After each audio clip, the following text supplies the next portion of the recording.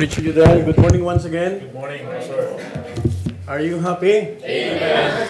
Amen. If you're happy and ready to worship God in spirit and truth, let's open our Bible once again in the book of Joshua chapter 7. But this time we'll be only reading verse 1 down to verse 12. And if you are there, please say Amen. Amen. We'll have a responsive reading again. This is a continuation of what we have read a while ago in our scripture reading. Joshua chapter 7 verse 1 down to verse 12. When we reach verse 12, we will read that all together. Do you have your Bible with you? Amen. The Bible says in verse 1, "But the children of Israel committed the trespass in the accursed thing. For Achan the son of Carmi, the son of Zabdi, the son of Zerah, of the tribe of Judah, took of the accursed thing, and the anger of the Lord was kindled against the children of Israel." Which is beside Haven, on the east side of Bethel, and spake unto them, saying, Go up and view the country. And the man went up and viewed Ai. And they returned to Joshua and said unto him, "Let not all the people up, but let about 2,000 or 3,000 men go up and smite Ai. And make not all the people to labor thither, for they are but few." So there went up thither and there were about 3,000 men, and they fled before the men of Ai. And the men of Ai smote of them about 36 men, for they chased them from before the gate even unto Shebarim, and smote them in the going down, wherefore the hearts of the people melted and became as water. And Joshua ran his host and fell to the earth and his face before the heart of the Lord until the eventide, he and the elders of Israel, and put dust upon their heads. And Joshua said, "Alas, O Lord God, wherefore hast thou at all brought these people over Jordan to deliver us into the hand of the Amorites to destroy us? Would to God we had been content and dwelt on the other side Jordan." O Lord, what shall I say when Israel turneth their backs before their enemies? Verse 9, "For the Canaanites and all the inhabitants of the land shall hear of it, and shall environ us round, and cut off our name from the earth. And what wilt thou do unto thy great name?" And the Lord said unto Joshua, Get thee up, wherefore liest thou thus upon thy face? Verse 11, "Israel hath sinned, and they have also transgressed my covenant, which I commanded them. For they have even taken of the cursed thing, and have also stolen, and dissembled also, and they have put it even among their own stuff." Altogether now. "Therefore the children of Israel could stand before their enemies, but turned their backs before their enemies, because they were accursed. Neither will I be with you anymore, except you destroy among you." Let's bow our heads and close our eyes. We'll pray. Heavenly Father, once again, Lord, we are all approaching thy holy throne. And if there's any sins that could hinder our service, our worship service, Lord, please continue to sanctify us through the blood of the Lord Jesus Christ. Lord, forgive us for any unfaithfulness, any shortcomings that we have done before thee. And I pray also, Father, that you will continually speak to our hearts, especially, Lord, for the visitors that we have. If there's anyone, Lord, who needs to be born again in the Bible way, please save souls this morning. Use me mightily, O God. Use your servant as your mouthpiece only, Lord. And help me, Lord, to have wisdom coming from thee. And give me the right words to utter so that I could be a blessing to your people, Lord. Bless the remaining time that we could honor you, Lord, in our midst. And I pray that you will continue to bless the technical aspect of our live streaming so that our brethren who are following us through live streaming, Lord, could be able to grasp some important truths and even principles to live by. Thank you, Father. We honor you in our midst. We love you. In Christ's name we pray. Amen. Amen. And amen. Please be seated.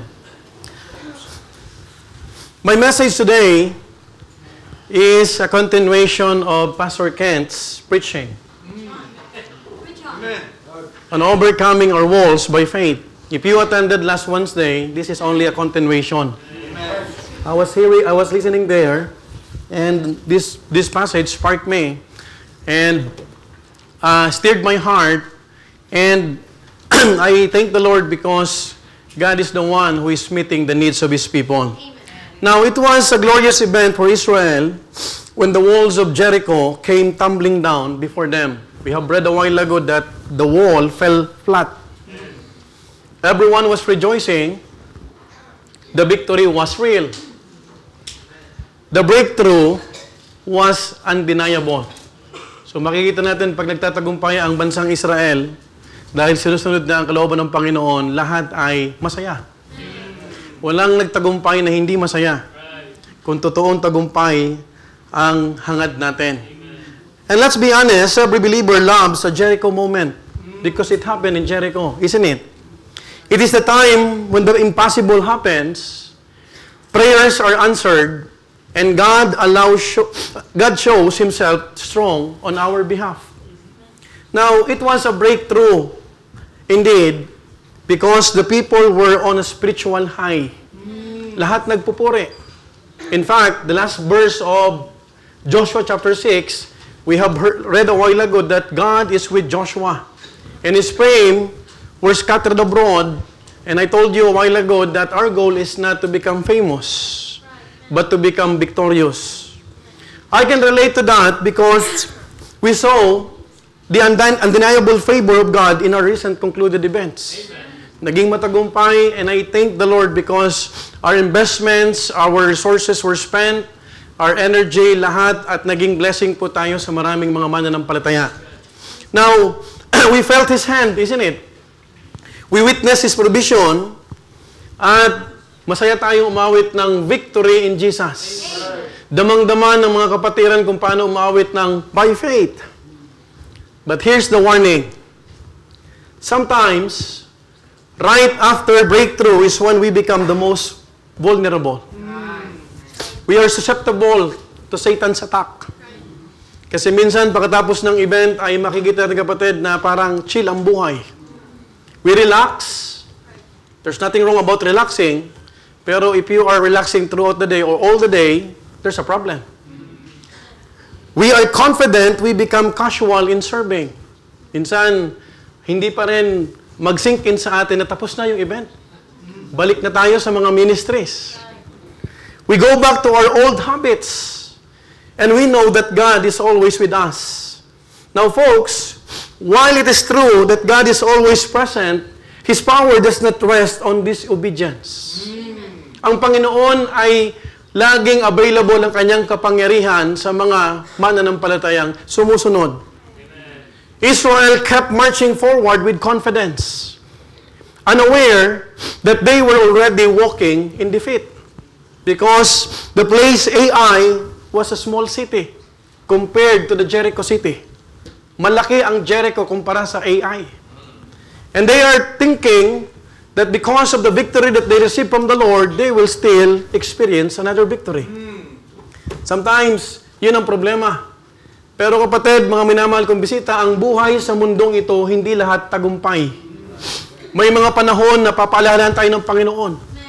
Lord will give us trials, challenges for us to remember His power. They thought they were ready for the next battle, but something was off. Why? Because there was a blind spot. And that blind spot cost many lives. Today, allow me to preach a message entitled, Blind Spots After Breakthroughs. Blind spots after breakthroughs. You know, when we say breakthrough, it means any significant advance, development, or achievement. Sa madaling salita, yung mga tagumpay sa buhay.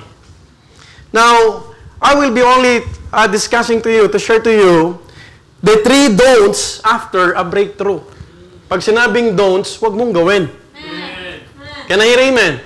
Kaya nga don'ts eh. Amen po ba?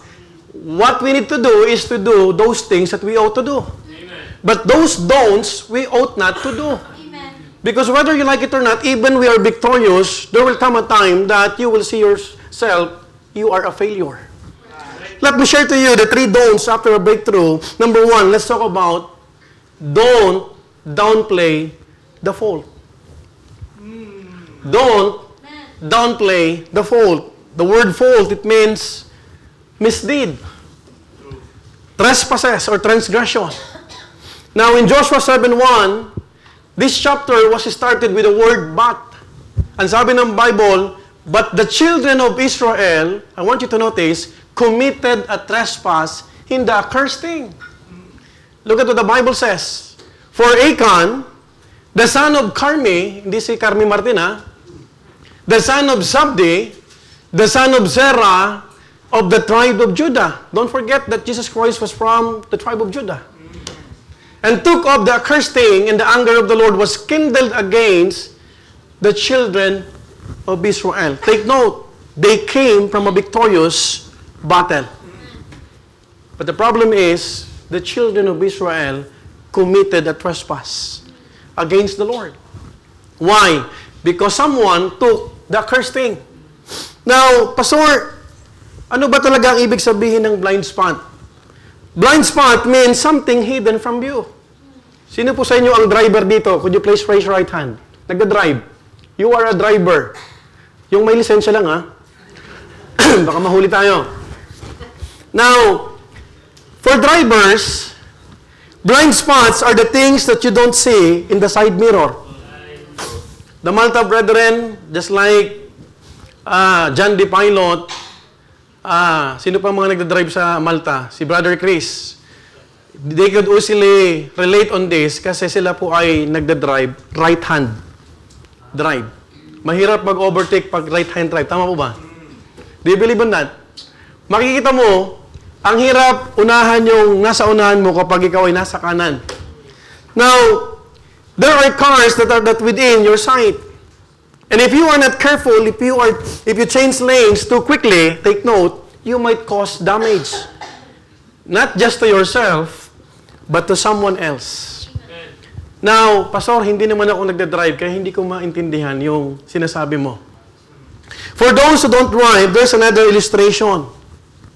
This month is already a summertime. Now, in many households, that means, pag ikaw ay nagtatrabaho sa mga senyora o sa mga employer mo, merong mga general cleaning. Tama po ba?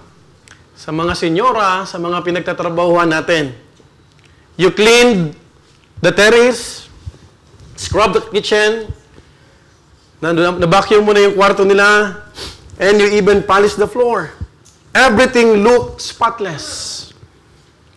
But just when you thought you did well, pagbalik ng senyora, sa bakasyon, sinabihan ka, nun ay pulito, soto, illeto. Nun ay tokato, dietro, il divano. Yang coras, porco. Pambirang sakit nun. Tagaktak na yung pawis mo dahil tinago yung remote ng aircon. May mga senyorang ganon. Nagtitipid sa AC. Pero kahit pinapawisan ka at pagod ka, nilinis mo lahat, pero pagdating niya, yun lang ang maririnig mo. You didn't clean under the bed. You didn't touch behind the sofa. It's still dirty. And in your mind, you say, hindi ko nakita yun Akala ko malinis na. That's blind spot. Because we are not an all-knowing person. Amen. There's only one all-knowing God, only all-knowing person, and that is God. Kaya kailangan natin ang salita ng Diyos. You cannot boast about your skill, about your wealth, about your resources, about everything that you have in this world. You still need God as I need God. That is why we need to worship Him. That's why we need to give time to worship and to be able to gather ourselves before God. Kasi kailangan natin ng gabay sa buhay. Hindi mo pwedeng sabihin, alam ko na to. Because there are many blind spots. And you know what, kapatid? You did not ignore it on purpose. You just think, mga kapatid, you didn't check it because it's the perfect example of experiencing a blind spot. Hindi mo alam. Nagkamali ka. May mga nababangga, di ba? Akala mo, liliko siya, yung pala titigil. Now, folks, this what happened to the Israelites, but in a spiritual sense. Akala nila yung next na city na ikakonquer nila ay magtatagumpay sila. But there are blind spots. You know what, kapatid? After the wall of Jericho collapsed, Joshua and the Israelites conquered the city. It was undeniably a great breakthrough under Joshua's leadership. Nakaabante sila. Praise God. Because they just follow the Lord. Imagine, sabi ni Pastor Kent, umikot lang sila. 6 times, and then the 7 times, kapatid. Na umikot sila at talagang they blew the trumpet. And the wall fell flat. Wow. If you are part of that miracle, of that battle, you will rejoice also. What a great God. You know what, kapatid? This is the reality. Kapag may mirakulo, pag may answered prayer, lahat masaya. Amen. But folks, listen, victories in life are not permanent. There are times na makikita mo, meron pala mga blind spot. You know what? In fact, makikita natin, it was undeniably a great breakthrough under Joseph's leadership. The last verse of chapter 6, it tells us that because of God's favor to him, he became popular and acclaimed. Look at what the Bible says. The last verse. So the Lord was with Joshua, and his fame, take note, was noised throughout all the country. Now take note, huwag kang maging prayerful at gusto mo magtagumpay sa buhay para sumikat lang. Para magtagumpay sa buhay na to. Because to overcome the realities of life is not easy. Madaling magsabi. Madaling maging Kristiyano pero mahirap magpaka-Kristiyano. You know what? In chapter 7, it opens with a but. It was a red flag after a high point. Imagine, yung sunod na chapter ng Joshua, ang una mong mababasa ay but. There was someone from the camp who sinned. We know the story. Yet, the whole Israel was punished for it. Ang sabi ng Bible, the children of Israel committed a trespass in the accursed thing. Why? Because Achan, yung anak ni Carmi, na anak ni Sabdi, na anak ni Zerah, na galing sa tribo ng Judah, he took what? The accursed thing. Now, when the Bible says that the children of Israel committed trespass in the accursed thing, it does not mean everyone sinned or took also the accursed thing. But that is only one man's sin affected the whole body. Folks, listen. Achan's private sin became a national consequences. It was only Achan who took the accursed things, yet all of them suffered. That is why be very careful, my dear beloved brethren. Bago ka gumawa ng kasalanan, kahit matagumpay ka sa buhay, isipin mong mabuti yung magulang mo. Isipin mo munang mabuti yung anak mo. Amen po ba? Because Achan thought he could get away with it. Why? Because he hid the accursed thing. He waited and only confessed when exposed. Hindi siya nag-repent totally.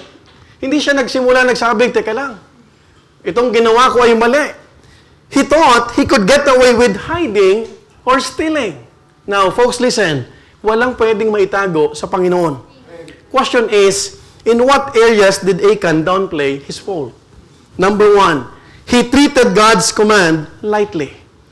There was a command. Do not ever take any accursed thing. Tama po ba? It is a plain and a simple commandment from the Lord. Wag na wag niyong kukunin ang anumang bagay dyan. Now, listen. You have to understand, Achan knew the clear instruction to avoid taking anything from Jericho.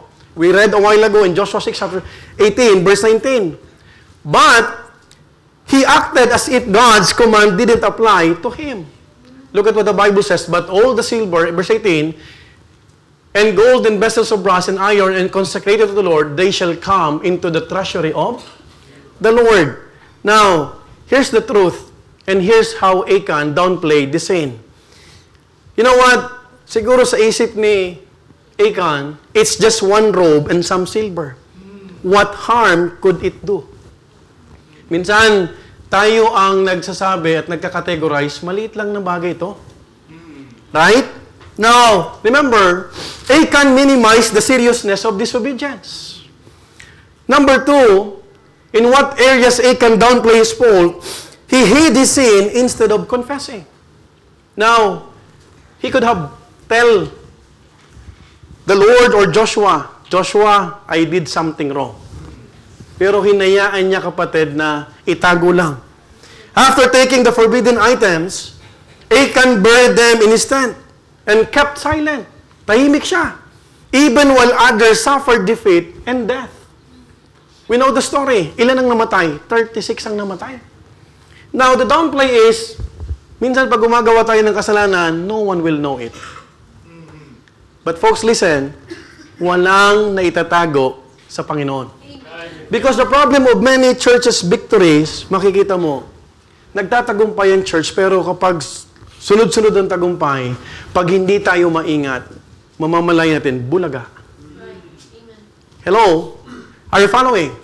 That is the reason why we ought to understand there is an important thing for all of us to discuss the blind spots after breakthroughs or victories. Makikita natin, kapatid, Achan assumed secrecy would cancel consequences. Wala tayong pwedeng itagong kasalanan. That's the reason why the third one is he waited to be caught instead of coming clean. Kapatid, Achan only admitted his guilt after God when he was exposed. Tama po ba? Remember, kapatid, a public process of elimination happened. He never volunteered for confession beforehand. You know what? Every time na nakikinig ka ng preaching, kapag tinatamaan ka at kapag merong bagay area sa puso mo na kinakalabit ka sa salita ng Panginoon, you come to the altar. You come to Jesus and repent of that sin. Yung manlamig ka na nga lang, kapatid, ilapit mo na yan sa Panginoon. Why? Because you cannot downplay sin before the Lord. Achan gambled with God's patience rather than repenting early. Now, here's the important truth that you ought to take note. Don't wait for God to uncover our sin when He is giving us the chance to come clean. Amen.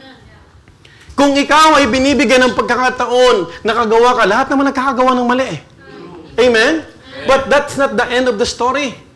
Kung ikaw ay binibigyan ng pagkakataon na itama, gawin mo na. Huwag mo nang hayaan na ma-expose ka pa ng salita ng Diyos. Because what we see in the Bible, in Joshua kapatid, verse 21, sabi ng Bible, when I saw among the spoils a goodly Babylonish garment and 200 shekels of silver and a wedge of gold of 50 shekels weight, then I coveted them.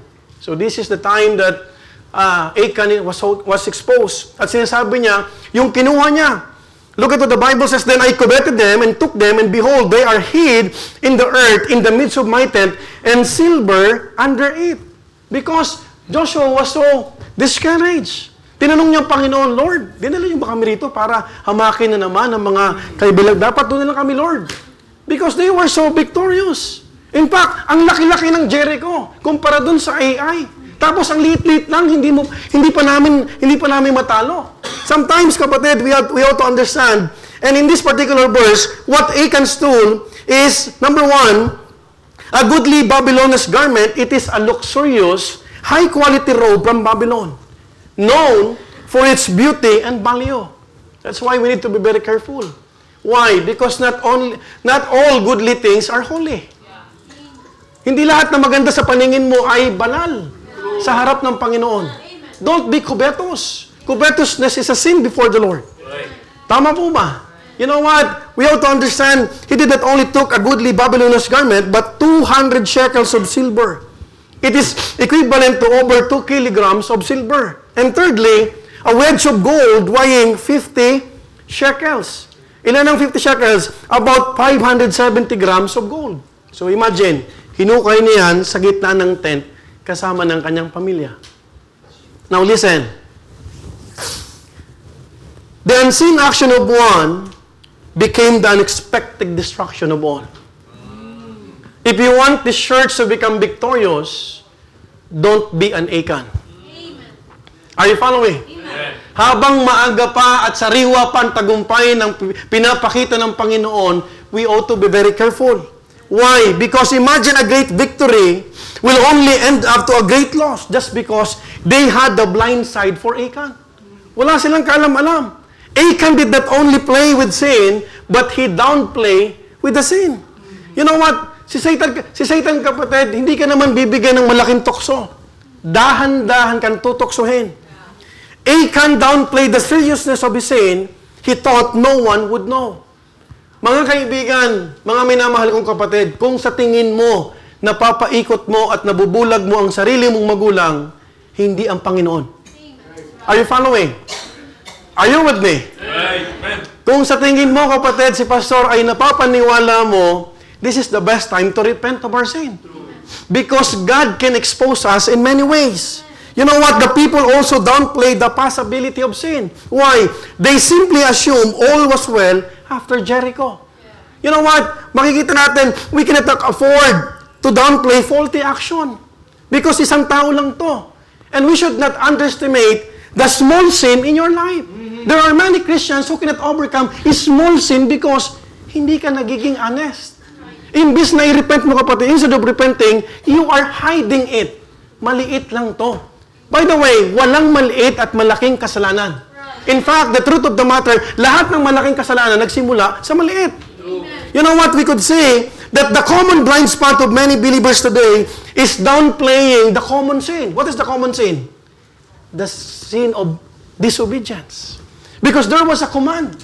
You know what? Yung maliit na hindi mo pagsunod, simple lang. Sinabi ni Pastor, huwag kang makipag-usap sa mga hindi mananampalataya. Huwag kang mag-i-entertain ng manliligaw na hindi mo kapares ang pananampalataya. The moment you start chatting, you are disobeying. Tama po ba? You see, kapatid, simple disobedience will lead you to destruction. Huwag ka, kapatid, makikipamatok sa mga naninigarilyo. Why? Because whether you like it or not, pag kasama mo naninigarilyo, maninigarilyo ka na rin. Tama po ba? Are you following? You have to understand, this is very common. In fact, makikita natin that the moment you become, in verse 17, ang sabi ng Bible, kapatid, again, let us read the commandment of the Lord. And the city shall be accursed, even it, and all that therein, to the Lord. Only Rahab the harlot shall live. She and all that with her in the house, because she hid the messengers that we sent. Verse 18. Look at what the Bible says. And ye in any wise keep yourselves from the accursed thing, lest you make yourselves a curse. When you take of the accursed thing and make the camp of Israel a curse, and what? Trouble 8, verse 19, last verse. But all the silver and gold and vessels of brass and iron and consecrated unto the Lord, they shall come into the treasury of the Lord. Now, look at this. Hindi naman tago yung utos ng Panginoon. Malinaw, di ba? Right. But Achan downplayed the sin of disobedience. Folks, let me remind you, the moment you become a part of the church, you are already identified with it. Remember that you are not just an individual who is on his own. Hindi mo pwedeng sabihin, kapatid, pag may nagkasala, sasabihin ng tao, ay, si Adrian, yan eh. Alam mo, sasabihin ng tao, ayan yung mga baptist. Tama po ba? Amen po ba? Right. Ayan yung mga preacher ng Bethany. Ayan yung mga namimigay ng tracts, yung mga Bethany. That is why we need to be very careful. Amen po ba? Now, isa lang ang standard natin. We have only one standard in the church, the standard of God. Right. Amen? I hope na yung damit natin dito, paglabas natin, hindi ka nagbabaon ng damit at putol-putol na naman yung damit mo. Are you following? Because, makikita mo, kapatid, you are identified with the church. And that's the reason why you could say that even the sin of Achan, he is alone, nadamay ang lahat. Now, let me remind you, you are part of the body of Christ. Right. If you are part of the church, you are part of the body of Christ. And there is a need to become part of the church. Why? Jesus Christ is the head of the church. Right. It's not a religion. Jesus Christ did not build a religion. No one, and there's no account in the Bible that Jesus Christ built a religion. In fact, he said, in Matthew 16:18, "Thou art Peter, upon this rock I will build my church." He did not say, "I will build my religion." That is why there's a need for us to become part of the church. Because the head of the church is not pastor. It's not Pastor Nable. It is the Lord Jesus Christ. Well, marami tayong mga blind spot because when we are experiencing material blessings, nakikita natin, kapatid, wow, I am blessed by God kahit hindi ako nag-church. That's blind spot. By the way, kapatid, makikita mo, kapatid, it doesn't mean that you are experiencing material blessings. It's come from the Lord. Because Yung Satanas, yung kaaway ng mundo, yung Diyos ng mundong ito, kaya kang bigyan ng material things para mabisi ka at mawalan ka ng time sa gawain ng Diyos. What shall a profit a man if he shall gain the whole world and lose his own soul?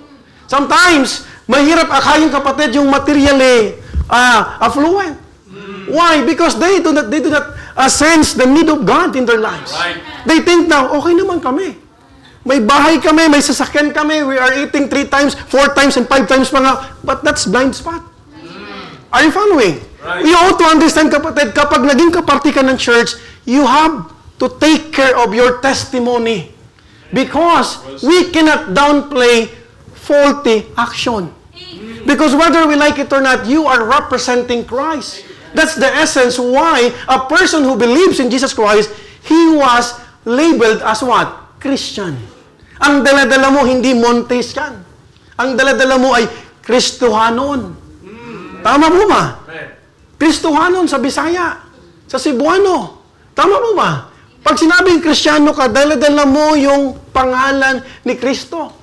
Yung title, the Christ. Makikita mo, kapatid, that the moment you become part of the church, you are already identified with it. Remember that you are not just an individual. Dala-dala natin yung pangalan ng Panginoon. In 1 Corinthians chapter 12, verse 26 to 27, look at what the Bible says, and whether one member suffer, all the members suffer with it. Or one member be honored, all the members rejoice with it. Now, ye are the body of Christ and members in particular. Halimbawa, identified ka na, pumupunta ka dito. Tapos pag weekdays, sa inuman ka. Alam mo ba, damay mo ang church? Hello? Listen! Young people, you ought to listen. Look at me, young people. Dala-dala mo kung ikaw ay kahihiyan ng church. Are you following? But if you are displaying or exhibiting good testimony, we are so proud. Amen po ba? Nakaka-proud kasi yung mga young people ngayong kapatid, sa mundo, makikita mo, walang standard. Labas yung pusod, labas kung ano yung mga dapat na hindi nilalabas. At nakakalungkot kahit yung mga Pilipino, hindi naman dapat sa'yo yan. Hindi ka European, maaring ang passport mo ay European. Pero you are Christian. Damay-damay mo. Tama po ba? And some of our friends, kapatid, ayaw nang pumunta sa church kasi kilala ka. Are you following? That is why there is no victory. That is why kahit we don't have the cathedral just like other, but the thing is, if we have a renewed heart, a transformed life, makikita mo, kapatid, we cannot downplay, pastor. Maliit lang na bagay yan. Sige, kakamalit mo na bagay. You have to listen to this. Isang araw, yung minamalit mong kasalanan, bubulagain ka niyan. I'm always telling the parents, do not and stop practicing inside your house gentle parentness. Parenting. Yung gentle parenting, kapatid, it's not a standard from the Christians' perspective. Hindi ka mabait. Ang bata, kapatid, bata pa lang, dinidisiplina na. Hello? Tama mo ba? Huwag mo ngayaan yung anak mo sumasayaw-sayaw. Hello? Because paglaki niyan, kapatid, hindi mo na mapapatigil yan. And sometimes nakakalungkot, kapatid ko, because you do not understand, kapatid, if one member suffer, all the members suffer. Ang sakit ng kalingkingan, sakit ng buong katawan. Don't bring shame and loss to the body of Christ who wants to serve God truthfully with holiness. You know what? Kawawa naman yung 3,000 men. They were steadfast. They were zealous to fight, to conquer another city. And that city named Ai. Tama? Pero hindi nila alam, meron silang Achan na kasama. You know what? Unto Him be glory in the church. Hindi nagtatagumpay ang church kapag may kasalanan. You know what, folks? In Galatians chapter 5, verse 9, a little leaven leaveneth the whole lump. Ang maliit na libadura, nagpapaalsa. And that is why when we are partaking the Lord's Supper, we have two elements. the fruit of the vine and the unleavened bread. Walang oil, walang asin. It speaks about the sinless body of Christ. Because yung libadura nagpapaalsa. Sometimes, I'm always telling you, your pastor has no goal to control you. Wag mong isipin si pastor napaka-narrow-minded. I am just doing my job. Because I am watching for the soul of every flock.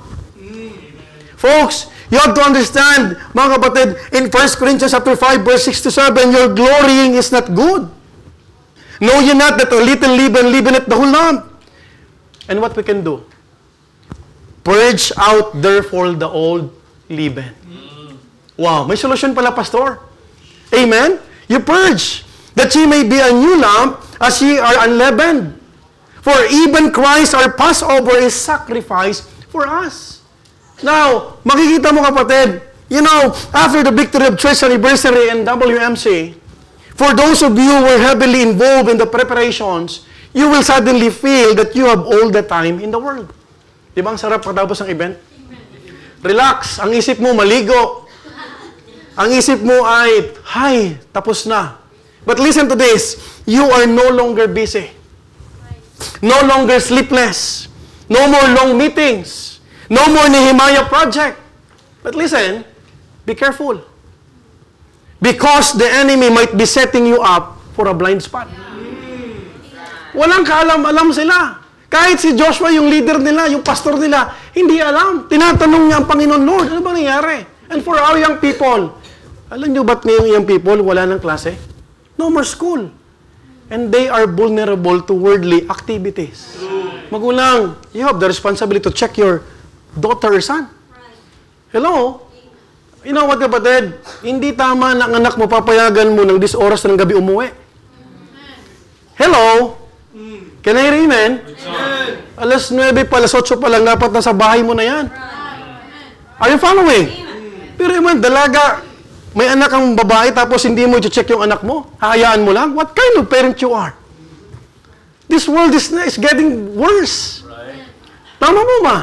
You are supposed to check that and control that. Be careful, mga kapatid ko, how you resume with your life. Because idleness is tempting. And when there is idleness, listen to this, sin is also what? Present. Watch your activities. Pastor, kaya ako nag-watch ng Netflix. Bantayan mo kung anong activities mo. Watch your words. Watch how you spend your time.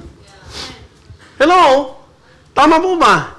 Balik tayo sa reality ng buhay. Because blind spots don't show up during the battle. They often show up after the breakthrough. And you know what, kapatid? Listen to this. Satan will not roar. Right. He will not tempt you during victories. But after victories. He will tempt you not during that you are rejoicing. Right. He will tempt you after the celebration. Kapag mag-isa ka na lang. Are you following? That is why there is a reason for us to see and to listen na makita natin, kapatid, we are reprimanded, we are instructed, and we are reminded about these spiritual truths. Do not entertain idleness in your life. The more na marami kang time, bakasyon ka, may mga bakasyon ka, use that time for God's glory. Amen? Kung kailan na maraming time, saka wala kang devotion. Hello? Tama po ba? Dapat marami tayong time, marami tayong nasusulat. Amen? Ito yung salita ng Panginoon. Sabi ni Pastor Kent, get a word from the Word of God. Ang ganda ng mga principles. Amen? We have heard from Pastor Noble that thanking God after you receive the blessing, it's gratitude. But thanking God before you receive the blessing is what? Faith. Tapos, hindi ka attend ng prayer meeting. You claim it. Amen po ba? Amen. Apply natin yung ating mga pinag-uusapan dito because you will encounter blind spots in your life. The 3 don'ts after a breakthrough. Number 1, don't play the fault. Secondly, don't dismiss the foe. Secondly, don't dismiss the foe. Look at what the Bible says in verse 2 to 3. Let us read this 2 verses. And Joshua sent men from Jericho to Ai, which is beside Bethaven on the east side of Bethel, and spake unto them, saying, Go up and view the country. And men went up and viewed Ai. Sumunod naman sila. But look at verse 3. And they returned to Joshua and said unto him, Let not all the people go up, but let about 2,000 or 3,000 men go up and smite Ai. I want you to notice the last phrase. And make not all the people to labor thither. Parang, wag na tayong magsuluwinig. Lahat. Sila na lang. For they are but few. Now, folks, listen. After Joshua instructed the men from Jericho to Ai to go up and spy that region, they came back and brought the report confidently. They saw the enemy as insignificant. It's not worth the full effort. Sometimes, parang tayo yun. Minamaliit natin yung kaaway. They said, there's no need to bring everyone, just a few force. A few people will do. Kaya na nila yan. Kaya na ng mga preachers yan. They underestimated Ai without realizing the real enemy was already inside the camp. And that enemy was their brethren. Alam mo ba kapatid, kapag kahit membro ka ng church, pero taliwas ka, ang ginagawa mo sa gawain ng Panginoon, kaaway ka. You are an enemy of the cross. The enemy of the cross is to hinder the propagation of the gospel. Because if you are not propagating the gospel, you are hindering the gospel. Dalawa lang yan. Tama po ba? That is why sa loob ng church, naglilingkod ka ba o nagpapasaway ka? Walang iba. There's no neutral ground. Because kung ikaw kapatid naglilingkod sa Panginoon, you are pushing forward, you are moving forward. Tinutulungan mo rito yung pastor, yung mga leaders. Let's go, let's move forward by faith. Listen to this. We become an enemy of the cross if we are hindering the testimony of the believers. Are you following? Folks, they dismiss the foe. They underestimated Ai. If you will see their way of thinking, they were dismissive. Why? They did not pray. They did not seek God. There was no inquiry from the Lord. Now, nung gumawa ka ng desisyon, nung pumirma ka ba at umuha ka sa Senyor Ramon, nakasama ka sa trabaho, pinag-pray mo ba yan? O umuha ka dahil pera na naman? Puro na lang pera ba ang nasa isip mo? Are you following? Eh, nagpaalam na ako kay pastor. Magkaiba ang nagpaalam sa pinapaalam. Kasi ang nagpapaalam ito, Pastor, papayagan niyo ba ako, Janice? Paano pag sinabi, Pastor, sis, hindi ang kalooban ng Panginoon. Tutuloy ka pa rin ba? So, hindi ka nagpaalam. Pinapaalam mo lang. Are you following? Can I hear amen? Amen. Tahimik ka. Na-miss niyo si Pastor Kent, ha? This is only a continuation. It was already embedded in the heart of your pastor. You know what? The people of God relied on numbers, strength, and past momentum. Perhaps, it is because they recently had a breakthrough. But the problem is, they have a blind spot. The army was confident, but the camp was compromised. Secondly, the soldiers were strong, but the spirit was weak. The spirit is willing, but the flesh is weak. Nakikipaglaban ka sa laman. Pagpunta pa lang sa church, nakikipaglaban ka na. And as a believer, kahit may personal kang problema, kahit na-offend ka sa iba, hindi mo na dapat isipin, pupunta ba ako ng church? Right. Tanungin kita, kanino ka pumupunta? Right. Kanino ka nabubuhay? Yeah. Para saan ka nabubuhay? Because if you are here just for the sake to continue, you are misleading. Amen. The grace of God, because the grace of God is for us to move forward by faith. Amen. Alam mo ba kapatid, nagpapatuloy ako, hindi dahil ako'y pastor. May mga times, hindi ko gustong mag-preach. If you would ask my flesh, may sipon ako, masama pakiramdam ko ngayon. But you know what? Because of God's grace, because nandito tayo sa pananambahan, I need to preach. I need to come to the church. Ganun po ang buhay pananampalataya, mga minamahal ko. The enemy they dismissed was smaller than the enemy they tolerated. Blind spot. Hindi nila nakita si Achan. Naglibing na pala ng mga sumpang bagay. Ang tinitignan nila yung AI. Hindi nila nakita na mayroong naghukay na. Yung AI ang tinitignan yung naghukay, hindi nakita. Tama po ba? Sometimes, you would notice, you would observe, you cannot win other people if your own family is defeated. Tama po ba? Right. Why? Because sin has consequences. You know what, mga minamahal ko, before AI defeated Israel on the battlefield, sin had already defeated them in the camp. Don't mistake faith with arrogance.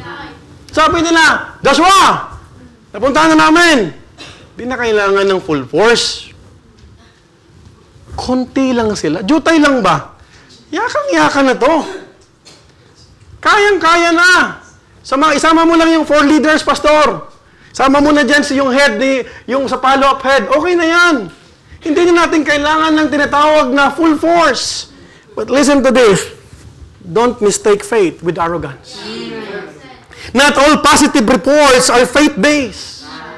If it's not rooted and anchored from the Word of God or hope in God, it's just plain arrogance. Saan ka nagtitiwala? Tanungin kita, kaibigan ko. Because you might be thinking, Pastor, I have the abundance of material things. Kahit hindi ako mag-church dito, hindi ko kailangan manlimos. Perhaps, it's true. But do you know, isang araw, pwede kang kalabitin ng Panginoon. Hindi mo ba alam, minsan, yung material things, yan ang humaharang para hindi mo makita yung pangangailangan mo sa Diyos. What shall a profit a man if he shall gain the whole world and lose his own soul? Don't have a permanent blind spots. Because your eternity will determine how you extend your time to see how God wants you to be saved. Makikita mo yung Panginoon, hinahayaan ka makapakinig ng salita ng Diyos. Because He loves you. Amen? Maraming mga mayayaman. The visitors that we have last Sunday, hindi natin alam na milyonaryo pala yung tao na yun. And they said, tawagin mo. Dito naman sa church, sabi niya, Pastor, bakit niyo po kami tinawag, pinasama? Kasi hindi niyo mo kami kilala. Sabi ko, that's a standard. Right. Amen. Kahit mukha kang mayaman at nagmumukha kang yaman ka pa rin, isang standard dito. Amen. Amen? Pambira, when he gave that card, yung, Pastor, just give me a ring. Nasa Forbes. And then, makikita mo kapatid, he was so thankful. I felt the presence of God in this church. Amen. The brethren are very warm. Amen po ba? Paano kapag si Satan yung kaaway? Hindi naman yan, bisita lang pala yan ng website eh. Brother Kevin, the friend of Sister Krishaline, they were thankful. Amen. Naramdaman nila yung presensya ng Panginoon. Amen. Amen? In fact, he added Sister Krishaline in her Facebook. And other brethren. Tama ba? Amen. Tuloy tayo. Sometimes, the greatest enemy after a great victory is not the next battle. It is the assumption that we have already won. Are you following? Kapatid, ang tagumpay sa buhay, hindi dahil may bahay ka na. Hindi dahil may sasakyan ka na. Hindi dahil nakatapos ka na ng masteral. Hindi dahil nakatapos ka na ng Bible school. Hello? May remind you, hindi guarantee ang tagumpay kahapon at magtatagumpay ka ngayon. Because we all need the grace of God. In every facet of our life, we ought to understand we need the grace of God. Amen. Without the grace of God, we cannot continue on. Amen. That is why the blind spots, kapatid, hindi talaga natin makikita yan. Ang nakakakita lang yan yung Panginoon. Because when God is protecting us, kahit hindi mo makita yung kapahamakan, the Lord will spare you. The Lord will give us discernment. Teka lang, aatras ka, magmiminor ka sa buhay because pag marami kang bagay sa buhay na to, akala mo, alam mo na at kitang-kita mo na lahat. But listen to this. Not everything is available to your naked eyes. We need the eyes of God. Amen. We need the presence of God. Just last Sunday, during our anniversary, nagkahulihan dyan sa metro. Lahat ng mga nagtitinda, hinuli. Yung ibang nagtitinda, umatin sa atin sa anniversary. They were sprayed. Sabi ko, hindi pala tayo umatin. Kasama tayo doon. Kasi ang linggo, araw ng Diyos. Do you know that we are greeting Happy Lord's Day, Brother Wilfred? You know what it means? It's the Lord's Day. Right. Because Sunday is the resurrection day. Amen. Hindi yan araw na nagtatrabaho ka. Hindi yan araw na nagbebenta ka. Hindi yan araw na nagpapahinga ka. Hindi yan araw ng pamilya. Araw ng Panginoon yan. Amen. The one who gave us strength, the one who gave us life, the one who gave us everything, the one who gave us a daughter, the one who gave us Gabriel, the one who gave us resources and even strength. Amen. Yes. God, amen. Isang araw lang, hindi pa nga araw, hindi mo pa mabigay. Right. We started at 9:15. We ended 1:30 by God's grace. Praise God. Amen. Tapos nagrereklamo ka na. Pambihira naman yan. Tapos buong Lunes hanggang Sabado, you can work hard. You can toil, you can grind daily. But listen to this. There's always a time for everything. Don't dismiss the foe because you are experiencing material affluence.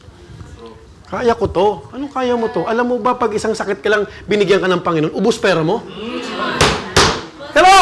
Amen. Kung tinitira mo yung iniipon mo sa bangko, kulang pa sa gamot later on. And if you remember the story of Hezekiah, he was crying, Lord, remember my faithfulness. Do you remember that? Amen. Do you remember Elisha when he is asking Elijah, give me the double portion of the Spirit? And Elisha is not asking the Holy Spirit. He is asking the Spirit of Elijah. Amen. And do you know that Elijah performed miracles 8 times? But in the time of Elisha, he performed 16 times. Because he asked the double portion. Ang kunin natin yung attitude sa paglilingkod. Ang tignan mo yung mga matapat na naglilingkod sa Panginoon. Hindi yung pasaway. Yun ang kunin mo. Sister Marites, can I have your double portion? Nakita ko ito, pinupunasan ito. Amen. What's that? Amen. Right. She's doing that for the Lord. Amen. Yun ang kunin natin, yung double portion ng matapat. Hindi yung double discouragement. Right. Amen. Remember Elijah? He was under the juniper tree. After the great victories, ilang false prophets yan. He was so discouraged. Tama? Tama po ba? Sometimes we are the one who is dismissing the foe. The foe is Satan. You cannot dismiss Satan. Satan, lumaban ka sa akin. Para kang nasisiraan ng ulo nun. You have many tricks. And by the way, if you are not in tune with God, be very careful. Right. Hindi mo alam ang tinatawag mong kaaway. Nakikita tayo ni Satan dito. Nakikita ka, nakikinig ka, at mag-ring yung telepono mo. He wants you to be distracted. Listen to this, folks. Pastor, kaya natin yan. Kayang-kaya ko na yan. Nagawa na natin yan ng ilang beses. Mas grabe pa noon. We could say that.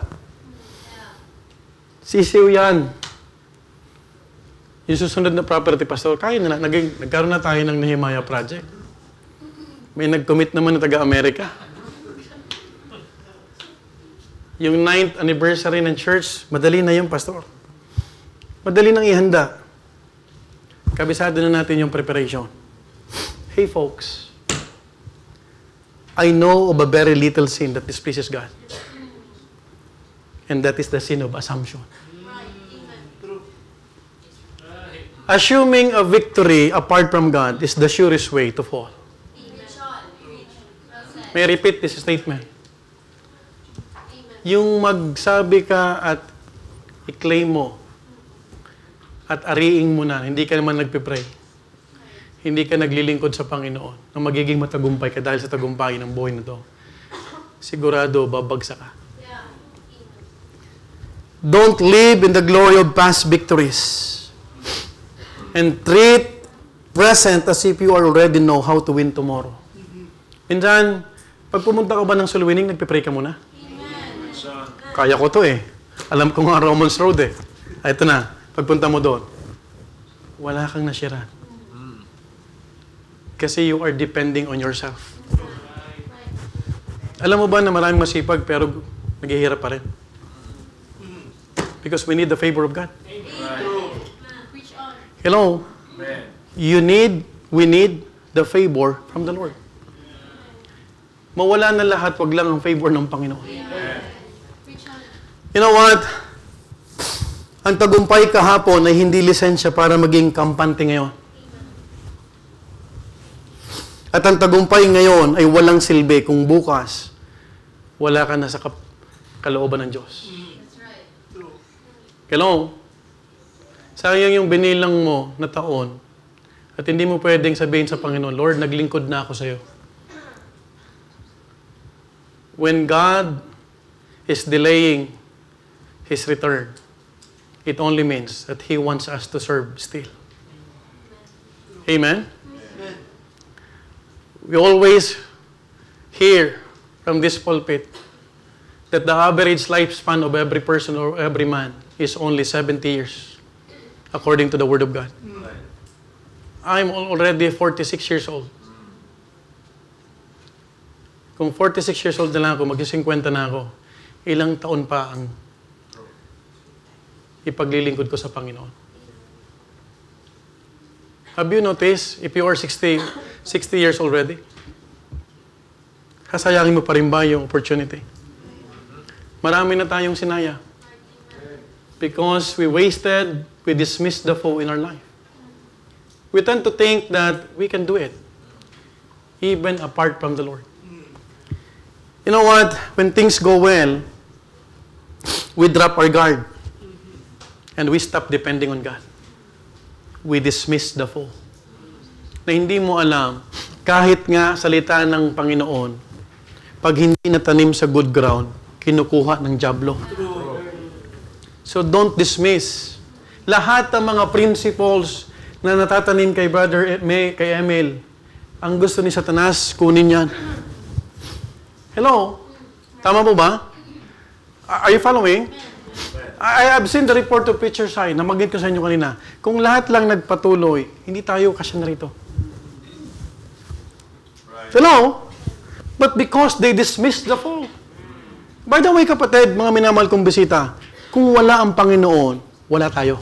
Amen. Don't be boastful. Boast not thyself of tomorrow, for thou knowest not a day shall may bring forth. This is the reason why we continuously inviting people to come. Right. Nag-iimbita kami rito para hindi para magpalit ka ng religion mo. Right. Because religion cannot help you. Right. If religion can help people, then why is it there are many broken lives? Broken families? Tama mo ba? Right. Bakit yung mga tao wala pa ring direksyon? Because the reality of life is this. We only need Jesus. Amen. And when we have Jesus, we need to understand there's a need to become part of the body of Christ. And we cannot serve God apart from the church. Imposible. Yun yung mali, kapatid, na tinuro sa religion. True. Okay lang na pumunta kung kailan gusto. But the truth of the matter is this. I cannot serve God apart from the church. Why? Because Jesus is the one who built the church. Amen. In fact, He is the head. It is what the Bible says in Ephesians chapter 5. Wives, submit to your husband. Love your wives. As Christ loved the church. Because He is the head of the church. It is clear, mga minamahal ko. Breakthroughs can breed blind spots when we start assuming we're untouchable.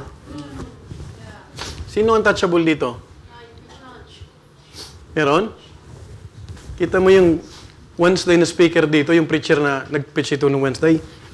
10,000 na every Sunday ang pupunta sa church niya, umiiyak pa rin. We're not untouchable. Right? Lahat pwede. Atakihin ng dyablo. Sometimes the main reason why we cannot overcome small battles in life is because we are belittling our greatest enemy. Who is our enemy, by the way? Hindi yung kapitbahay mo. At lalo hindi yung pastor mo. The enemy is Satan. In 1 Peter chapter 5 verse 8, be sober. Be vigilant because your adversary or the enemy, sino? The devil. As a roaring lion walketh about, seeking whom he may what? Diba? Malakas si Joshua. Malakas yung mga kapitan niya. Ang tinira sino? Si Achan. And the sad part is, he was part of the tribe of Judah. Now, bakit binanggit pa sa Bible na he came from the tribe of Judah? It is a good reminder for all of us that if you are indeed a true Christian, ingatan natin yung pangalan ng Kristo. Hindi na kailangan banggitin pa because who is Achan? Everything is negative about him. Bible mentioned that he came from the tribe of Judah. Galing siya sa tribo ni Judah, na yung Judah na yung kapatid pinanggalingan ng Messiah. And who is Messiah? Jesus Christ.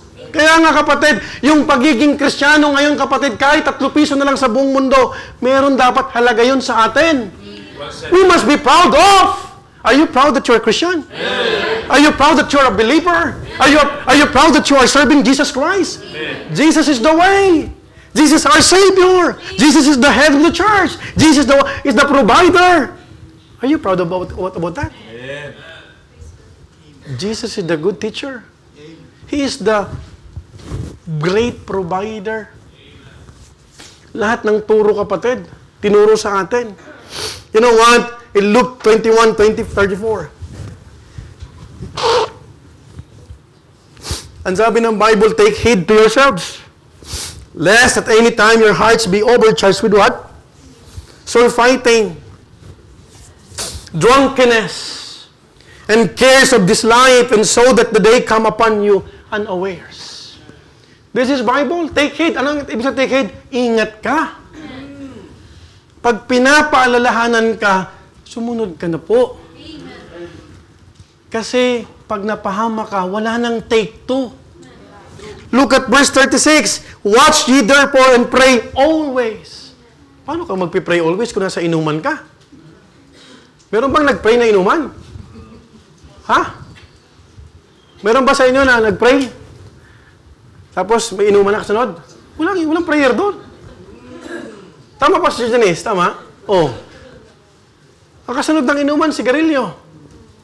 Look at what the Bible says, that ye may be accounted worthy to escape all these things that shall come to pass and to stand before the Son of Man. You know what? The danger begins is when a church focuses on winning, that in the process of winning, they lose the importance of holiness. Holiness. Kabanalan. There will be no strong church na walang strong na family. Amen? Amen po ba? Right. Ingatan natin yung mga anak natin. Huwag natin ibigay kay Satanas. Huwag natin ipagkatiwala sa mundo. Hello? We are all steward. Makikita natin kapatid yung future ng mga to. They are the next generation. You know what, brethren? Don't just win in physical public battle, but more importantly, win a spiritual battle. Amen. You know what? Satan does not roar in the midst of victories. Hindi siya magpapakita sa'yo. Wala siyang tinidor at buntot na katulad ng pinoportray ng religion at ng mundong ito. Pagkatapos mong maging matagumpay, doon ka niya titirahin. Pag mag-isa ka na lang. That is why sometimes we are devastated when we know someone. Ha? Paano niya nagawa yun? Because he dismissed the foe.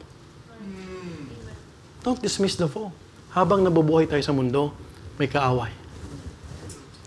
Because habang hindi pa bumabalik ang Panginoon, hinahayaan ng Diyos ang dyablo manghila kahit nasa loob ka na ng church. Are you following? Alam mo ba ang gusto ng Satan? Tumigil ka sa paglilingkod. At ang kakampi mo pag tumigil ka, hindi yung Panginoon. Hindi anghel, kundi ang dyablo. Hello? That's the goal of Satan. That is why there are many things that we ought to thank God?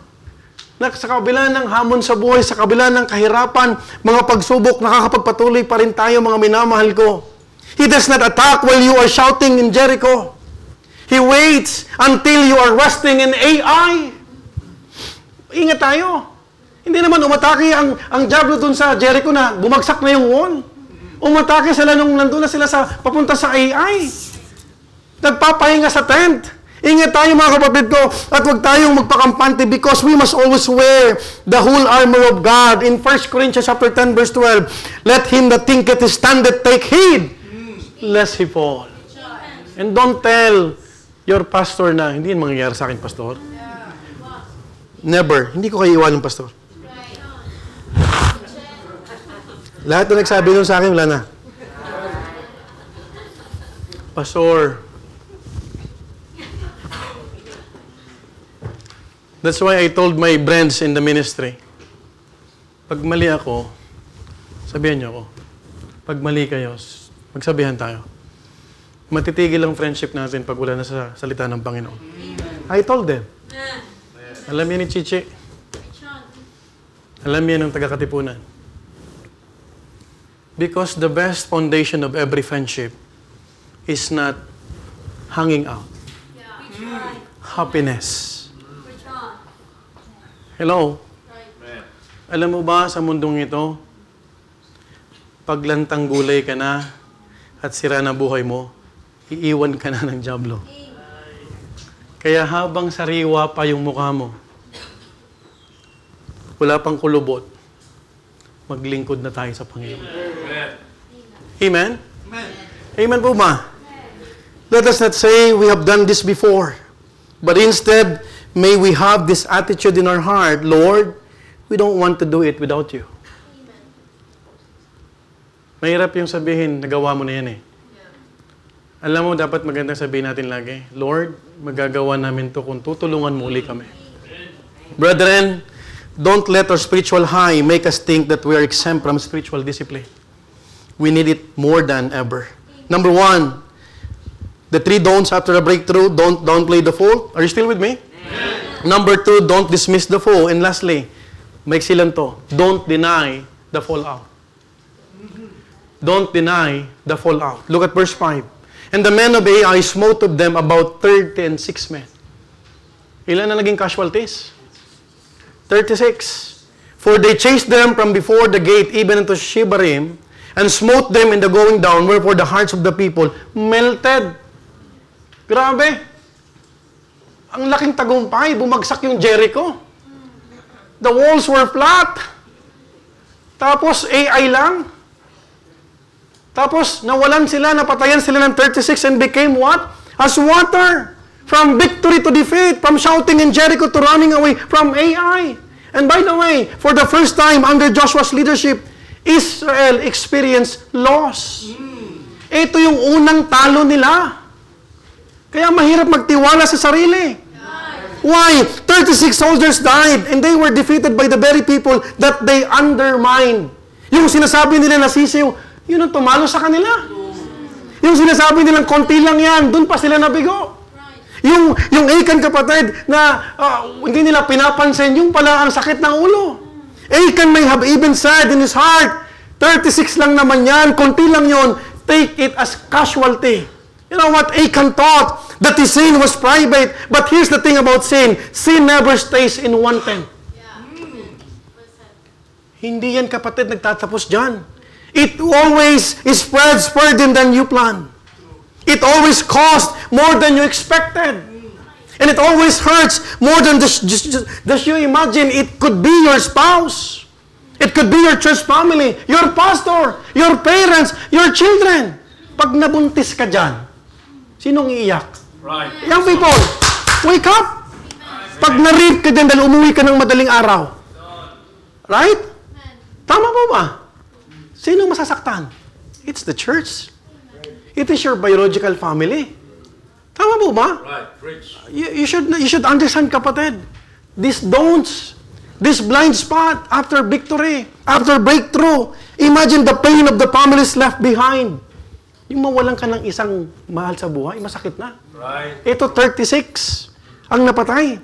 wives, kapatid, waiting for husbands who would never return because they were one of the 36 men who died. Alam mo yung mga asawa nila, kapatid, siguro, grabe, lupay-pay. Ayan, buhay ng isang sundalo yan eh. Pag nagpaalam yan, it is as if that is the last day.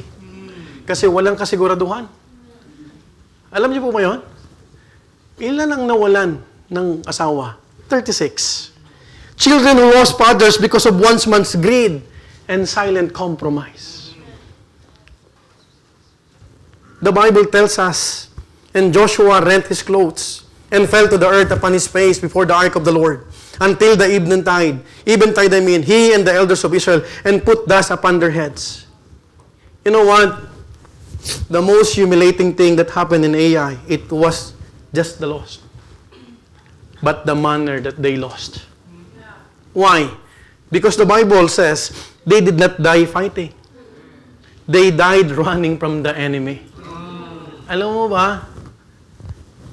It's my desire, kung mamamatay man ako, yung naglilingkod ako at lumalaban ako. Amen. Preach on. Kung mamamatay ka na tumatakbo sa Panginoon, nakakaya. Right. Ito ang nakakayang pagkatalo. Mas okay pa yung matalo ka dahil nakikipaglaban ka. Right? Right. Pero yung natalo ka, napatay ka dahil tumatakbo ka.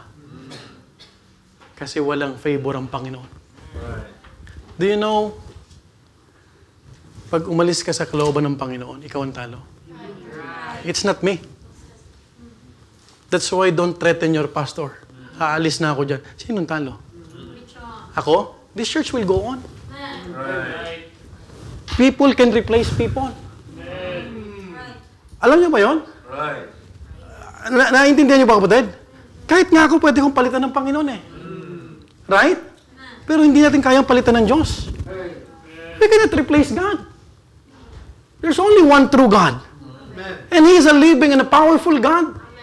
Pwede ka magpalit ng tao, yung circle of friends mo, pero hindi ang Panginoon. You know what, folks? Makikita natin, the Bible says, hindi sila namatay, kapatid, dahil sa kanilang tinatawag na pakikipaglaban. They died running from the enemy. Look at verse 12. Therefore, the children of Israel could not stand before their enemies, but turned their backs before their enemies because they were accursed. Neither will I be with you anymore, except you destroy the curse from among you. Sabi ng Panginoon, hindi ko kayo masasamahan hanggat hindi niyo yan inaalis yung sumpang bagay yan. You know what? It was an act of cowardice. And they become what? A laughing stock throughout the nations. Pagtatawanan tayo. O, yan ang sinasabi ko sa'yo. Pa-change ka pa ng pananampalataya. Right? The Bible does not explicitly say whether Achan's family knew about his sin. But there are strong indication that they most likely did based on what Scripture reveals and the cultural context. It was buried in their family tent. Saan tinago yung accursed thing? Sa tent nila. The pronoun and adjective that God used was they and their. Look at what the Bible says in Joshua 7 verse 11. Sabi rito, for they have even taken of the accursed thing. They. Ang ginamit ng Panginoon. And have also stolen and dissembled also. And I want you to notice verse 11, Joshua 7 verse 11. Antayin natin yung Ibutek. Look at this. Joshua chapter 7 verse 11. Okay. Sabi rito, are you following me? Amen. For they have even taken, Israel hath sinned, and they have also transgressed my covenant, which I commanded them. For they have even taken of the accursed thing, and have also stolen and dissembled also. And I want you to notice, hindi isang tao to. They have put it even among their own stuff. Now, listen mo mga mahal ko. The judgment was shared to the whole family. Di ba pinatawag si Achan? We know the story. This is very famous. It was already known that there was a sin in the camp. But they didn't know kung sino yun. So the following morning, the entire congregation stood before Joshua. One by one. And take note, imagine yung ano to, kasi mahalaga to. Each tribe, dumaan doon. Each clan and each household was lined up. Until the process of elimination was complete, and God revealed the culprit. Tribes, family, tapos natira yung tribe of Judah. Pagkatapos sa tribe of Judah, eto na.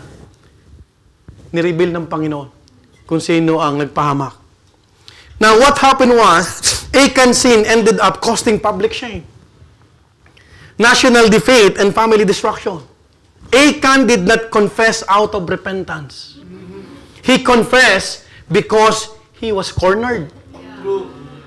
Kung magko-confess ka lang naman, gawin mo na ngayon.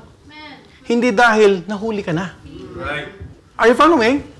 Now, and when God exposed the sin, it was not just Achan who fell under judgment.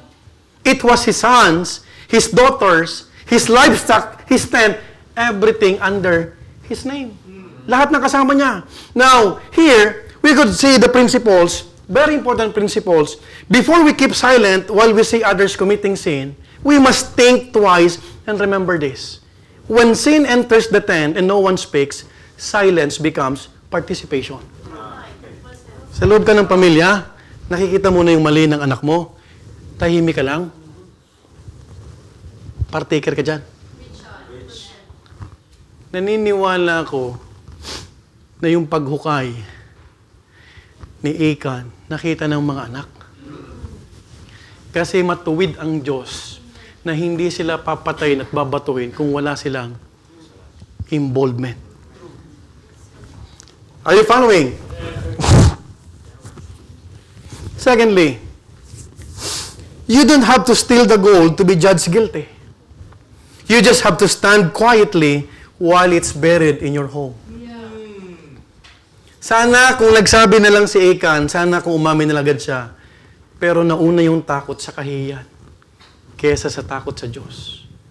Alam mo ba kapatid, kung papapiliin ka, yung kahihiyan o yung takot sa Diyos, sana piliin mo yung takot sa Diyos. Kasi ang kahihiyan, pag nagpakumbaba ka, may pag-asa. Tama? Tama po ba? Alam mo, maraming Kristiyano kapatid ang mas ginugusto yung, ay, di bali na. Kung ito, pinapanindigan yung kasalanan, kasi yung kahihiyan eh. Pero kung papapiliin ka, I hope you would choose. Not the choices of Achan, but the choice of, Lord, kayo nang bahala. Nagkasala ako, patawarin niyo ako. May favor pa doon ng Panginoon. Amen? He that covereth the multitude of sin shall not prosper. Hello? Pag pinagtatakpan mo ang kasalanan, di ka dyan pagpapalain ng Panginoon. But, don't wait to be cornered. Confess before you're confronted. Huwag mo nang antayin si pastor. O kung ayaw mo kay pastor, huwag mo nang antayin ng Panginoon, ikumpronta ka. Expose the sin before it expose you. Humble yourself before God before He humbles you in front of others. Don't protect your image and lose your integrity. Because just like in the story of Achan, blind spots don't stay hidden forever. Breakthroughs don't cancel judgment. Silence in sin is agreement with it. Do you know the reason why I am very vocal na magdisiplina? Regardless kahit kamag-anak ko pa sa loob ng church. Kasi takot ako sa Panginoon. Ito yung panuntunan natin dito. Walang untouchable dito. If you don't want to be corrected, if you're part of the church, you ought to listen to this. Baka hindi to ang church para sa'yo. Malta brethren, kayong mga nasa outreach dyan, habang naririnig nyo to, you ought to realize, we need God. Right. Pag nawala ang favor ng Panginoon, tapos tayo. Let us look as a church, let us watch for one another. Not in a judgmental way, but in a caring, Christ-like way. Amen po ba? Alam mo ba, you will be excited going to the church if you are in tune with God. Handa kang magkamay, masaya ka. Amen? Pero pag may ginagawang kasalanan, iwas ka. You are isolating yourself. Bulok ang style mo. Alam na ng Panginoon yan. Kasi if you are in tune with God, you are excited to God's people. Right? Tama po ba? Totoo yan. Pag backslider ka, pag bitter ka sa puso mo, ikaw yung laging sa dulo. Hello? Hindi ka excited. Subukan mo magdala ka ng bisita. Excited ka mag-abang. Subukan mo nag-memorize ka. Subukan mo nag-pray ka ng preaching. You will be excited. Tama po ba? Do you understand what I'm trying to say?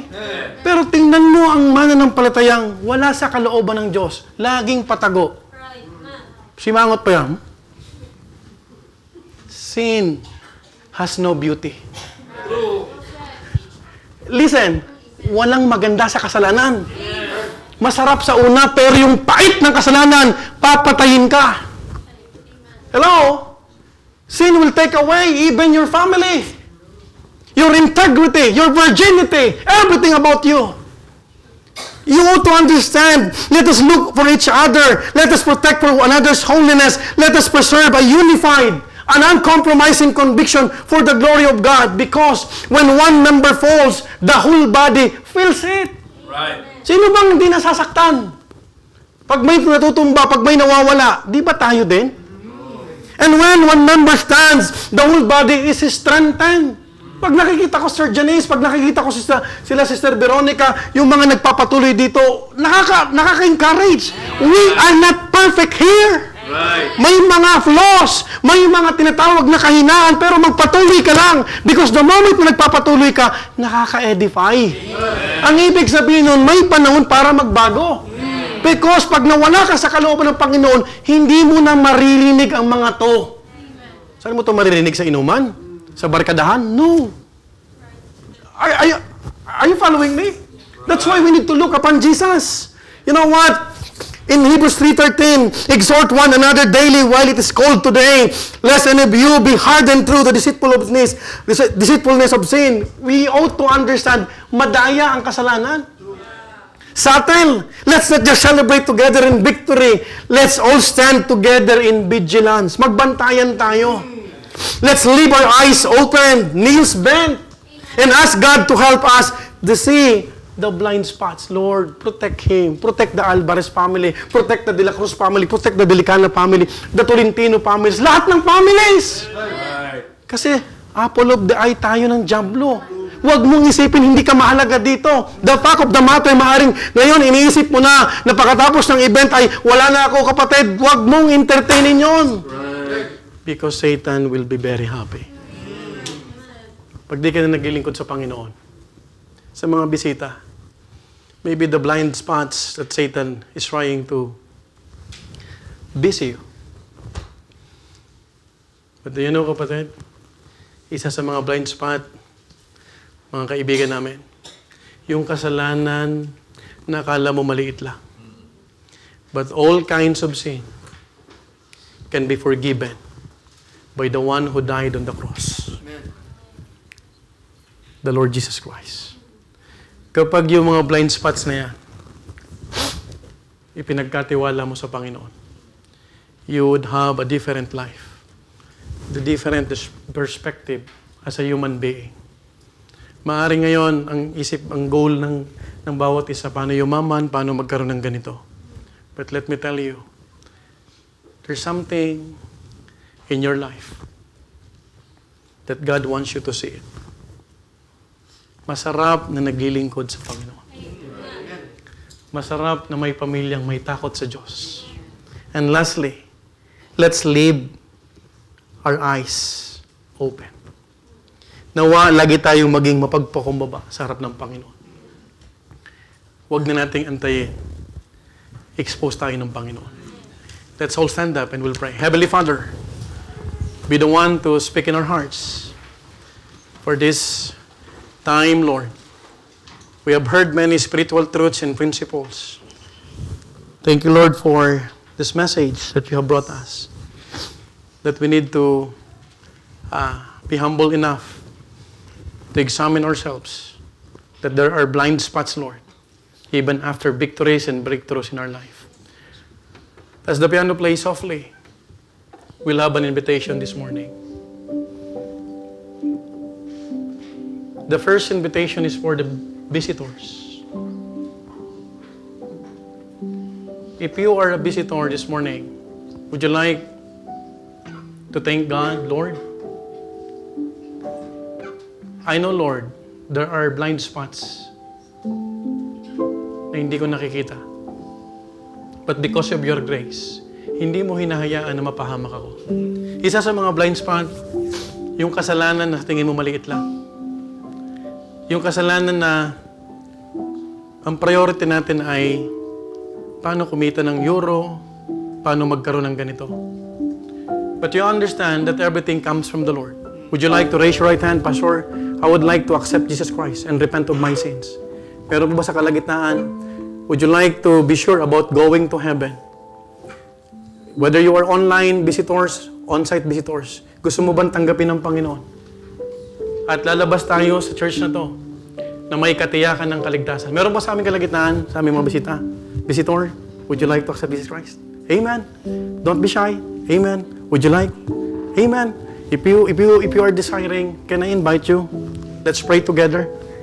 Yes po. I don't want you to embarrass, but I just want to be a blessing to you. Would you please come? Doon po sa mga nagtaas ng kamay. Sige po. Walang mawawala sa atin kung tayo ay magpapakumbaba sa Panginoon. Would you come? Halika po dito. We will pray together. Dito po tayo. Dito po tayo. Dito po tayo. I am inviting you not to humiliate you, but to see and to show to the powerful God that we can be humble enough. Alam mo yung nagpapakumbaba sa Panginoon, yung umaamin ng pagkakamali, merong grasya ang Panginoon. In fact, the Bible tells us, for all have sinned and come short of the glory of God. It is very clear from the light of the Word of God. Lahat tayo nagkakasala. Kahit pastor, kahit yung pope, kahit pare, kahit sino man sa atin, makasalanan. Do you agree with that? At yung kasalanan na to, ang makakapagpatawad lang si Kristo. The blood of the Lord Jesus Christ. I want you to understand this. Kung wala yung dugo ni Kristo sa krus ng Kalbaryo, wala tayong kapatawaran. Kasi kahit mamatay ako ngayon, kahit ipako ako ng ilang beses, yung dugo ko marumi. Kasi madumi ang dugo ng taong katulad natin. All of us committed sin. But God made a remedy. Because those sinners like us, pag namatay tayo, ang pupuntahan talaga natin by default is going to hell. Because heaven is a holy place. God is a holy God. We are not worthy to go there. But do you know God made a remedy? The only begotten Son, Jesus Christ, He was sent.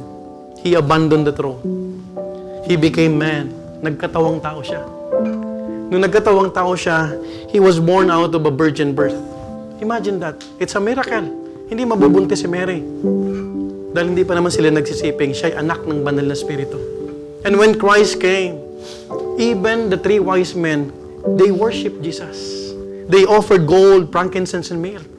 Because He is the Savior. That's why Emmanuel, God with us. So when we accept Jesus Christ in our hearts, ibig sabihin, kasama natin ang Panginoon. That's the very reason why in John 3:16, sabi ng Bible, for God so loved the world, that He gave. It is past tense already. He gave His only hindi siya nagbigay ng ginto, ng pera. Ang binigay ng Diyos, yung bugtong na anak. No one can offer our daughter or son in lieu of the sin of people. Pero yun ang ginawa ng Panginoon. Ang sabi ng Bible, if we confess our sin, He is faithful and He is just to cleanse us and to forgive us from all unrighteousness. Ano lang gagawin natin? Hingi ng tawad.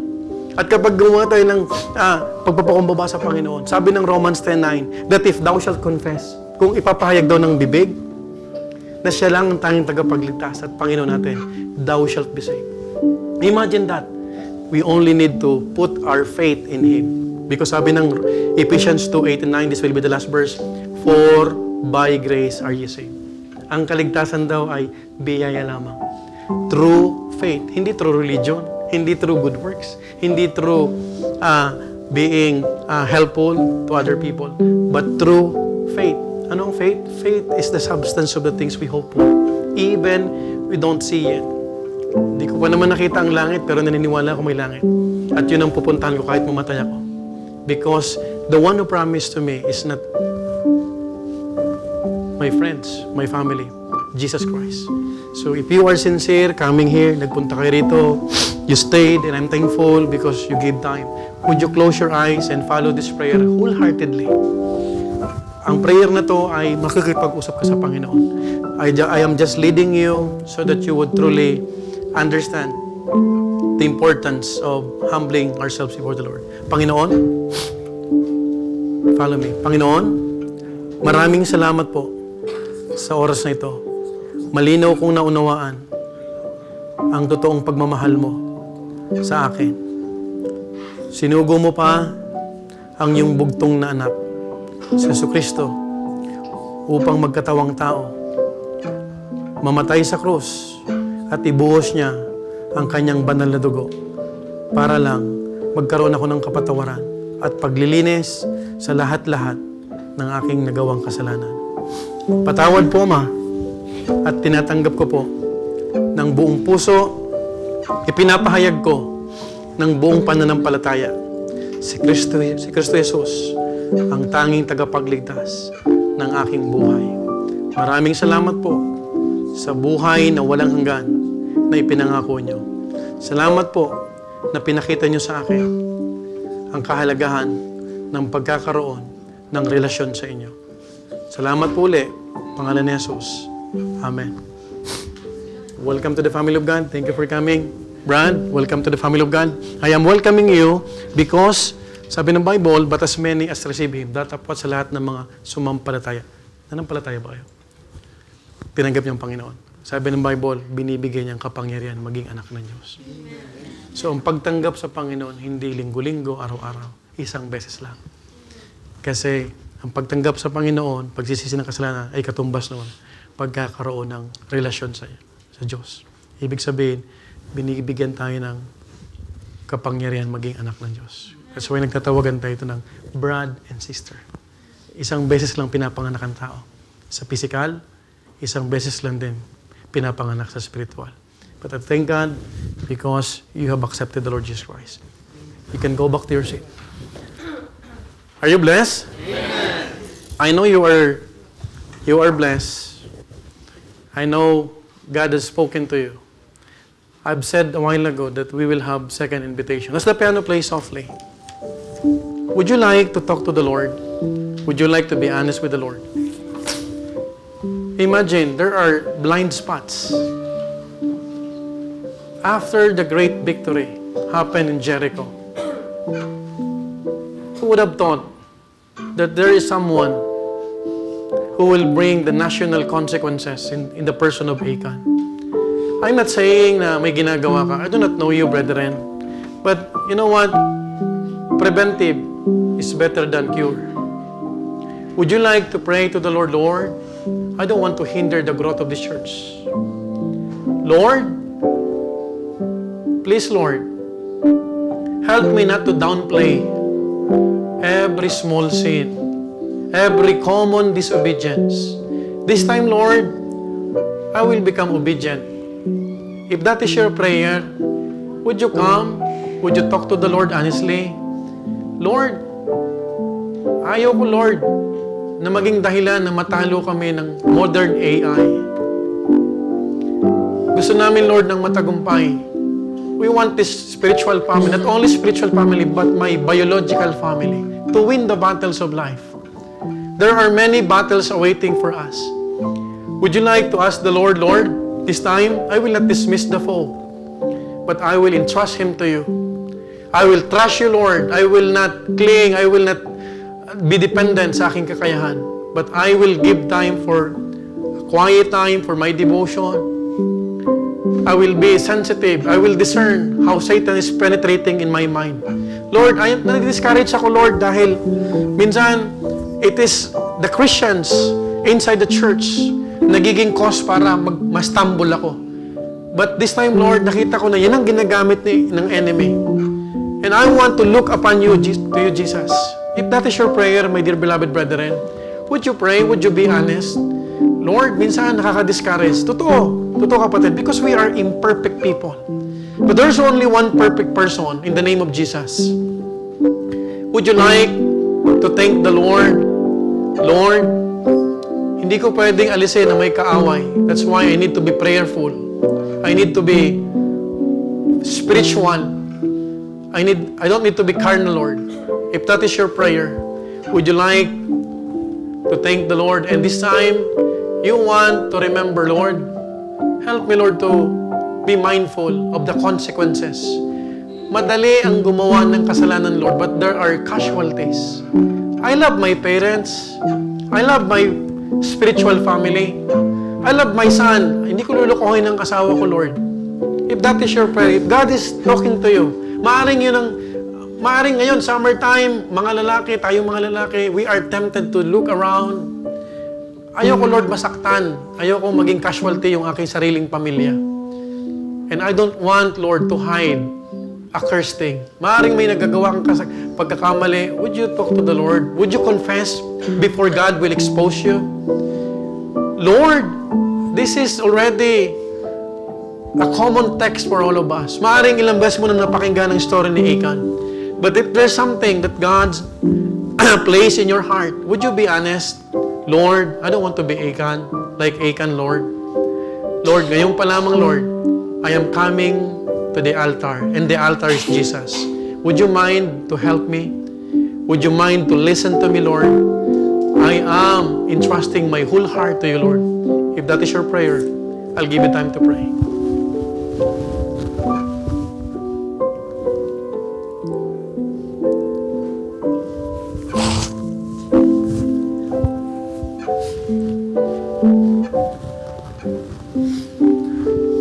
Let's pray. Heavenly Father, what a victory, Lord. Another breakthrough for this church.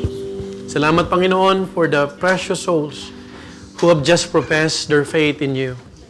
Salamat, Panginoon, sa kanilang courage, humility, na magpakumbaba at i-confess, Lord, ang kanilang kasalanan, katulad ng ginawa niyo po sa amin. Salamat na may tagapagligtas po kami. Thank you, Lord, for your people who just knelt down and humbled themselves before you. Whatever specific prayers, whatever specific things that they have bent out, Lord, before thy throne. Kayo po, Panginoon, ang mag-bless sa bawat isa. Lord, help us to see the blind spots, Lord. And be very careful, Lord. Makita lang po namin, Panginoon, ang kapangyarihan mo. Bless the food, bless the fellowship. Bless every one of us. We love you, Lord, in the mighty name of our Lord Jesus Christ. Amen. God bless you, and kamayan po natin yung mga bisita natin.